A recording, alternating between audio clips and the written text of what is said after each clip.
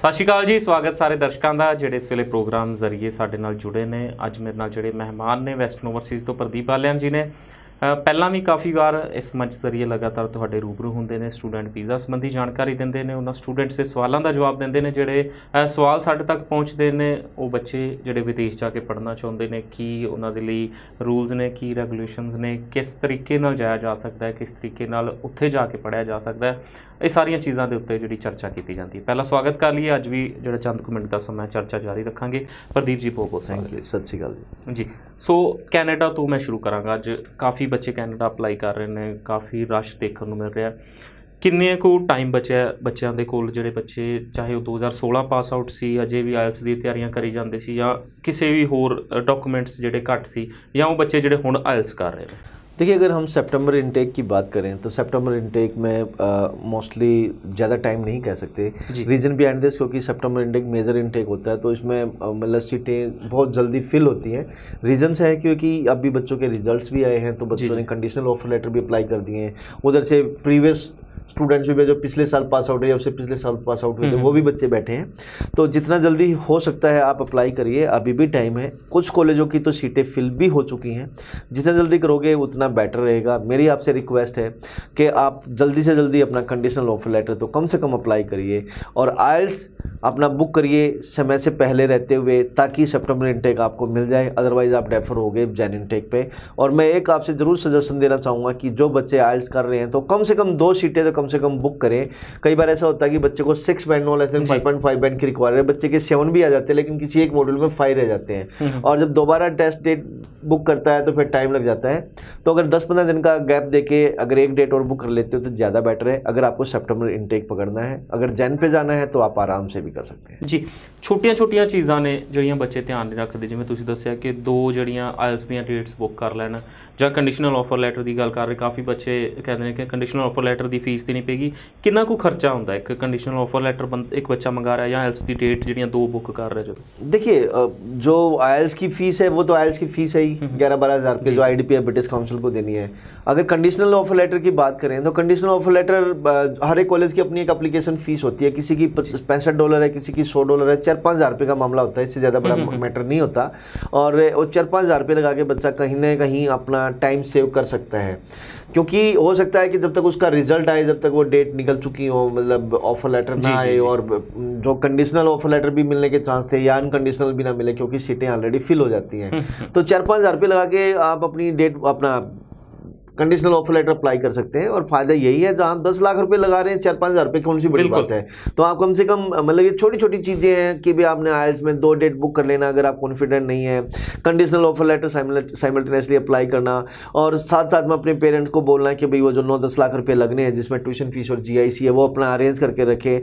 और कोई डॉक्यूमेंटेशन की रिक्वायरमेंट है वो टाइम टू टाइम कंप्लीट करे, तो मतलब टाइम रहते आप अपना इनटेक पकड़ सकते हो। एक बच्चा जो रिक्वायरमेंट्स पूरियां कर लेंदा है, कैनेडा की गल, जो 6 बैंड भी बच्चे दे आ गए, GIC भी हो गया, सारा कुछ ओवरऑल, फिर भी कई बार बच्चे की रिजैक्शन आ जाती। कंसलटेंट्स का की रोल रहिंदा है, प्रोफाइल एक किवें बनाई जाती? It's a part of life, it's a part of you can say कि ये एक पार्ट है इस चीज़ का कि भाई वीज़ा लगता भी नहीं भी लगता है, तो इट डज नॉट मीन कि भाई इसमें कंसल्टेंट की गलती हो या स्टूडेंट की गलती हो। कितने ना कितने काम करना है, डेफिनेटली मैटर करता है कि भाई आज की डेट में जो अनएथिकल बंदे बैठे हैं वो भी भेज रहे हैं, ठीक है, वाया भेज रहे हैं, डोंकी भेज रहे हैं, या फिर ऐसे ऐसे बंदे काम कर रहे हैं जो स्टूडेंट वीज़ा का, जिनको नॉलेज ही नहीं है, उनकी कबूतरबाजी जोड़ के अपना एक ऑफिस स्टडी वीज़ा का एक मोहर वो लगा लिया, बोर्ड लगा लिया बाहर, ताकि मतलब दोनों काम उसमें चलते रहे। तो ऐसे लोगों के टाइप्स तो कोई होते नहीं है, बगैर टाइप्स के वो काम करते हैं। उन्होंने क्या करना होता है, उन्होंने किसी और को दी फाइल, आगे फिर किसी और को दी, इस तरह से वो करियर होती रहती, घूमती रहती इस तरह से।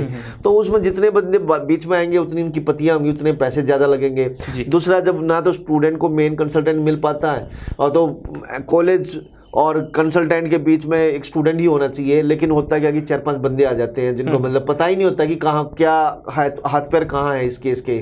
तो वो कहीं ना कहीं मैटर करता है, और जिसके डायरेक्ट टाइप्स नहीं है, बड़ी प्रॉब्लम वाली बात है। जो क्वालिफाइड नहीं है वहाँ भी बड़ी प्रॉब्लम है।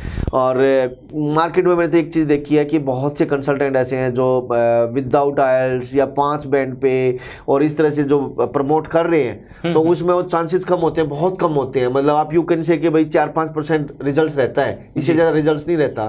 तो जो ऐसे कंसल्टेंट्स हैं वो सिर्फ एंड सिर्फ वीज़ा रिजेक्ट कराने के लिए पैसे मतलब केस लगाते हैं, ताकि कि उनको वीज़ा रिजेक्ट करके ही बिजनेस मिलना होता है और पैसे कमाने होते हैं। तो इस तरह के एग्रीमेंट साइन कर लेते हैं कि भाई आपका 30% 20% कट के आएगा, तो 1.5-2 लाख रुपया अपने अंदर कर जाता है एक कंसल्टेंट। तो बच्चे को लगता है कि मेरे विदाउट आइल्स में ट्राई कर रहा हूँ, हो सकता है मैं अपना लक आजमा लूँ, और वो इस तरह से वो फंसते हैं, रिजेक्शन ले लेते हैं। कल वो कैपेबल होते भी हैं, 6 बैंड ले भी लेते हैं, तब भी उनकी फिर दोबारा चांसेस कम हो जाते हैं, क्योंकि पहले जो फाइल बनी है उसमें कहीं ना कहीं कमी है।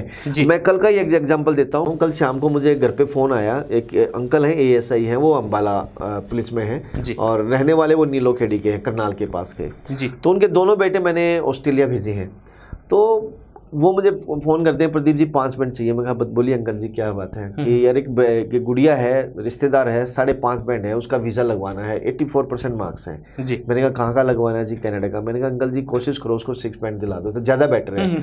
फिर बताते हैं कि यार वो तो एक बार रिजेक्शन भी लगा चुकी है, पता नहीं कहाँ फंस गई थी। तो ऐसे बहुत से स्टूडेंट हैं जो इस तरह से रिजेक्शन लगा के बैठे हैं, और जो बच्चा 5.5 बैंड ले सकता है वो 6 भी ले लेता है। लेकिन करें क्या, इतनी बड़ी एडवर्टीजमेंट आ रही है, लोगों के स्टूडेंट्स के हाथ काट दिए गए हैं वो एडवर्टीजमेंट कर करके, लोगों को बैकअप के विदाउट आइल्स कनाडा जाओ, 5 बैंड पे कनाडा जाओ, और कल ना जब वो बच्चा फंसता है, रिजेक्शन लेके बैठता है, तब मुश्किल होती है। किसी एक आध का वीज़ा लग भी जाता है तो उसको इस तरह से प्रमोट करते हैं वैसे पता नहीं कौन सी मतलब कौन सी बड़ी चढ़ाई चढ़ दी है, या कितना बड़ा उन्होंने मतलब अपने आप को प्रूव करके दिखा दिया, देखो जी मेरे कनाडा के वीज़ा। यार कोई एक दो लग भी गया, 100 में से एक्सेप्शनल चीज़ें होती हैं, 4-5% रिजल्ट तो हमेशा रहता है, या 10% भी रिजल्ट आ जाता है, 15 भी रह जाता है, लेकिन उन 85% बंदों का क्या होगा जिनकी रिजेक्शन आई है। तो प्लीज़ मेरी रिक्वेस्ट है इस चैनल के माध्यम से कि प्लीज़ आप इस चीज़ का तो ध्यान रखिए। अगर आप 5.5 बैंड ले सकते हैं तो आप 6 भी ले सकते हैं। कहीं ना कमी हो सकता है कि आपके अंदर थोड़ी बहुत रही हो कमी, आपके जो आइल्स सेंटर्स हैं उसमें रही हो। अगर आप हार्डवर्क करें तो आप 6 बैंड भी ले सकते हैं। अगर आपको आइल्स में भी कोई समस्या है तो we are here, West Overseas यहाँ पे है जो आपकी हेल्प कर सकता है। एक और मैं एग्जांपल दूंगा। एक स्टूडेंट्स आता है, मतलब एक लड़की का मुझे फ़ोन आता है, मेरे से चैट कर रही है, तो पूछा कि सर मैं क्या विदाउट आइल्स कनाडा जा सकती हूँ, और एम ए कर रही है, MA जी। तो मैंने कहा बेटा आपकी एजुकेशन क्या है? बोली मैंने +2 तब करी थी 2012 में, और मेरे 85% मार्क्स हैं, फिर मैंने BA कर लिया, अब MA हिस्ट्री या पंजाबी में कर रही हूँ।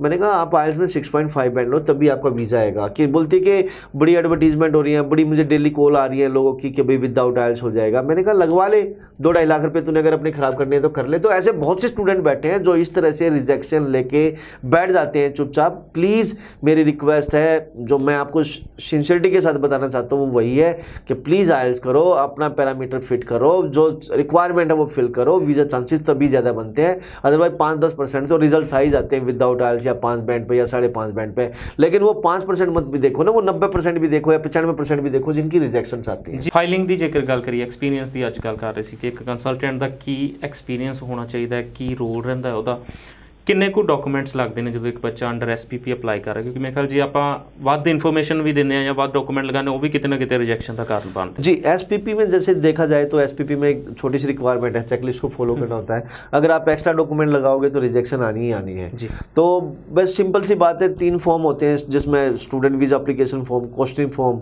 और आपका फैमिली इन्फॉर्मेशन फॉर्म, और क्या नाम है इसका, एक VFS का कंसेंट फॉर्म होता है। ये 3-4 फॉर्म होते हैं। इसके अलावा एकेडमिक डॉक्यूमेंट है, पासपोर्ट है, आइल्स है, GIC की रिसिप्ट है, और एम्बेसी जो उसकी क्या नाम है ट्यूशन फीस पे की उसकी रिसिप्ट है, एम्बेसी फीस देनी होती है। ये डॉक्यूमेंटेशन होते हैं। इनके अलावा अगर आप एक्स्ट्रा डॉक्यूमेंट लगाने की कोशिश करते हो तो रिजेक्शन के चांसेस ज़्यादा हाई बन जाते हैं। और आप एक रिज्यूम भी लगा सकते हो जी। 2 मिनट का समय बचा है, कोई खास मैसेज, कोई खास सुनेहा जो देना चाहूँ? मैं बताना चाहूँगा जी, देखिए सबसे पहले ज़रूरी है अगर आप अब्रॉड जाना चाहते हैं तो एक राइट कंसल्टेंट आपके पास होना चाहिए, और राइट कॉलेज, राइट कोर्स, यही चीज़ें, और आपकी राइट फाइल बननी चाहिए अच्छे तरीके से, एथिकली। और तो ये चीज़ें हैं तो GT क्राइटेरिया मीट करता है तो वीज़ा आता है। उन सबसे पहले होता है कि आपका आइल्स का स्कोर। अगर आइल्स में भी आपको समस्या है तो डेफिनेटली आप वेस्ट ओवरसीज की डिफरेंट लोकेशंस में जो ऑफिस है वहाँ आप आके मिल सकते हैं। आप आओगे, आपको डेमो क्लास मिलेगी, इस बात की श्योरिटी है कि जो आप पीछे ले रहे हैं उससे कुछ ना कुछ बेटर होगा। जो किसी और ऑफिस में आप पढ़ रहे हैं, किसी और कंसल्टेंट के पास पढ़ रहे हैं, एक बार आके देखिए, हमारा टेस्ट दे चख के देखिए, डेफिनेटली आपको पता लगेगा कि definitely we have the different tips and strategy for IELTS. चाहे रीडिंग की प्रॉब्लम है, चाहे राइटिंग की प्रॉब्लम है, चाहे लिसनिंग में प्रॉब्लम है, चाहे स्पीकिंग में प्रॉब्लम है। मैं चंडीगढ़ की एक बात बताना चाहूँगा। अभी चंडीगढ़ में मेरे पास एक लड़की आई थी, नैनी का कोर्स कर रही है वो, और उसको क्या नाम है जनरल में अपना आइल्स करनी थी। जी जी। वो अकेली लड़की 25 बच्चों को लेके आई है। वो बोलती है कि सर मैंने बाहर से भी आइल्स की, मेरा स्कोर नहीं आ रहा था, लेकिन जो यहाँ पे स्ट्रेटजीज हैं वो डेफिनेटली यूनिक है। तो वो एक बच्ची 25 बच्चों को लेके आना, मतलब इट्स ए ग्रेट थिंग। ऐसे ही और भी बहुत से स्टूडेंट हैं जो मल्टीप्लाई कर रहे हैं, वो सेटिस्फाई है, क्योंकि हम कोशिश करते हैं कि स्टूडेंट को 100% सेटिस्फाई किया जाए, उनको वो सारी चीज़ें दी जाए जिसके लिए वो डिजर्व करते हैं। ਸਮਾਂ ਖਤਮ ਹੋਣ ਕਰਕੇ ਚਰਚਾ ਨੂੰ ਅੱਗੇ ਨਹੀਂ ਵਧਾ ਸਕਾਂਗੇ। ਸ਼ੁਕਰੀਆ, ਧੰਨਵਾਦ ਪ੍ਰਦੀਪ ਜੀ ਸ਼ੋਅ ਵਿੱਚ ਆਉਣ ਲਈ। ਧੰਨਵਾਦ ਸਾਰੇ ਦਰਸ਼ਕਾਂ ਦਾ ਜਿਹੜੇ ਇਸ ਸ਼ੋਅ ਦੇ ਨਾਲ ਲਗਾਤਾਰ ਜੁੜੇ ਰਹਿੰਦੇ ਨੇ।